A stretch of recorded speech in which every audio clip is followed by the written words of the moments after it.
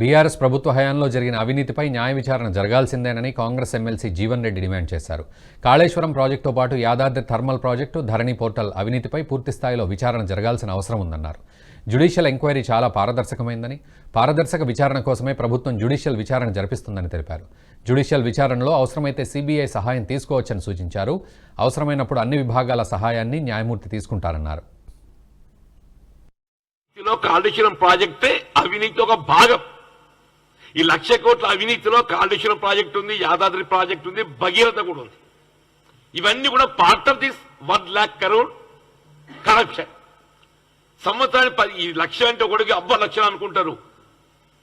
అబ్బ లక్షలే కాదు, సంవత్సరానికి 10,000 కోట్లైనా 10 ఏళ్ళకి ఎంత అవుతుంది? 1,00,000 కోట్లు అవుతుంది. టీఆర్ఎస్ గత దశాబ్ద కాలంలో ఇంకా ఈ 1,00,000 కంటే మించే కరప్షన్ అవినీతి జరిగి ఉంటుంది తప్ప కమిషన్లతో తక్కువ కాదు. ఈ కేవలం ఏదైతుందో నాకున్నటువంటి ఒక పరిజ్ఞానంతో కాళేశ్వరం ప్రాజెక్టు, యాదాద్రి, భగీరథ ఈ మూడిట్లనే 50,000 కోట్ల అవినీతి జరిగింది. కాళేశ్వరం ప్రాజెక్టే, యాదాద్రి పవర్ ప్రాజెక్టే, భగీరథ ఈ మూడింట్లనే 50,000 కోట్ల కంటే మించి అవినీతి జరిగింది. ఇక ఇతరత్ర భూముల కేటాయింపు ఇంక ఉన్నాయి కదా, బాగోతాలు, ధరణి, ఇవన్నిట్లో ఇంకో 50,000 కోట్లు సులువుగా జరిగి ఉంటుంది.